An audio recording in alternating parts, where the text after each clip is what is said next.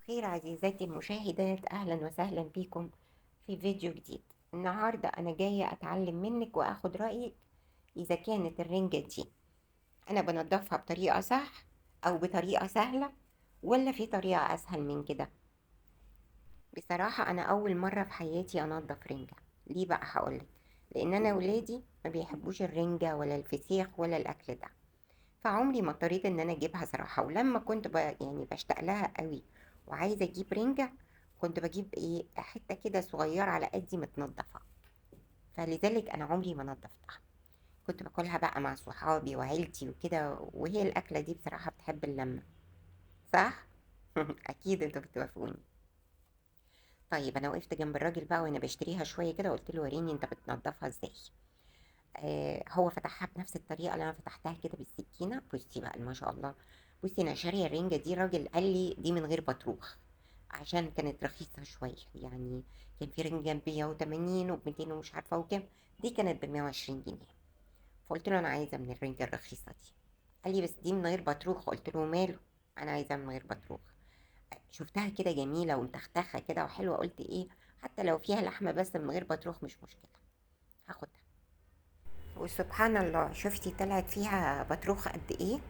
بطارخ مش بطروخ، ما شاء الله ما شاء الله يعني. بس هي بقى كان فيها شعر صغير كده، حتى انا شلت الشوكة اللي في النص، وبرده كان فيها شعر خفيف كده، حاولت اني اشيله بصراحة بقدر الامكان. معرفش بقى يعني، بس هي بصراحة طلعت كويسة قوي وطعمها كان حلو قوي قوي. ولا هي حادقة ولا هي دلعة قوي، يعني من غير ملح خالص. كانت حلوة بجد ولحمها جميل ما شاء الله ما شاء الله، فيها كمية لحم كتير جدا. آه مش عارفة بقى. أنا عايزة أقول لكم حاجة. النهاردة أنا شفتها على اليوتيوب. الأستاذة ريهام سعيد، يعني لها ما لها وعليها ما عليها. لكن الحقيقة شفت لها حلقة هي بتعملها على قناة الشمس، في منتهى الجمال والروعة بجد. اتفرجوا عليها. عجبتني قوي قوي، كلامها موزون، كلامها معقول. قالت الكلام اللي في قلب كل بني آدم. يعني هقول باختصار كده حاجة صغيرة عجبتني جدا. بس يعني قبل ما اقولك بقى قالت ايه الأستاذة ريهام سعيد، وانا بصراحة بقول عليها الأستاذة، لكن لأنها في الحلقة دي كانت أستاذة فعلا فعلا. آه، بصي، انا طبعا الرنجات التانية بصي ما شاء الله يعني بقيت ايه، شاطرة فيها اكتر. و... وايدي اتعودت كده، بقيت متمكنة اكتر. كنت انا بعملها وانا مرعوبة، خايفة من الزفارة، خايفة من الشوك، مش عارفة، كنت مرعوبة وانا بعملها. ف يعني هو تكرار العمل بيخلي الواحد اشطر. المهم بقى ايه، هرجع لك للاستاذه ريهام سعيد النهارده. كلامها اللي عجبني قوي قوي قوي ان هي بتقول ايه، الحياه بتمشي والحياه بتسير، ومفيش حد معطل حياته. يعني اللي وراه شغل بيعمله، اللي وراه خروجه بيعملها، الاكل والشرب بيتعملوا عادي، واعملي كل ما بدالك.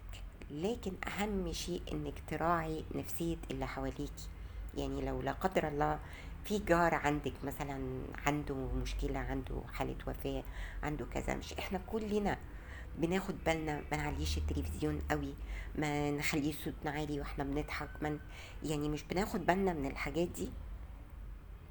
فدول اهلنا، دول مسلمين زينا، دول عرب كمان زينا، يعني بعيدا عن الاديان، هم عرب زينا، هم بني ادمين في النهايه يعني. فعجبني كلامها. يعني لو تشوفوا الحلقه هتنبسطوا قوي منها. وكانت عامله مقارنه بين محمد بيومي، ولا بيومي فؤاد، اسمه بيومي فؤاد، وبين محمد انور. عامله مقارنه بين موقف ده وموقف ده، بصراحة رائعة رائعة. اتفرجوا عليها هتنبسطوا قوي من كلامها وهتحبوا الست دي قوي. شوفي، برغم ان هي كان عليها لغط كتير جدا طول حياتها الإعلامية ومشاكل وبتاع، إلا إني كنت بقدر فيها جدا عمل الخير. تعملوا بقى والناس تقول دي بتتشدق، تعملوا وتقول دي الناس يعني بتقول عنها انها بتعمل كده عشان تنتشر، عشان تشتغل. المهم في النهاية هي أفادت ناس ولا لا؟ هو ده المغزى من العمل. هي بقى هينوبها منه ايه؟ دي حاجة بينها وبين ربنا.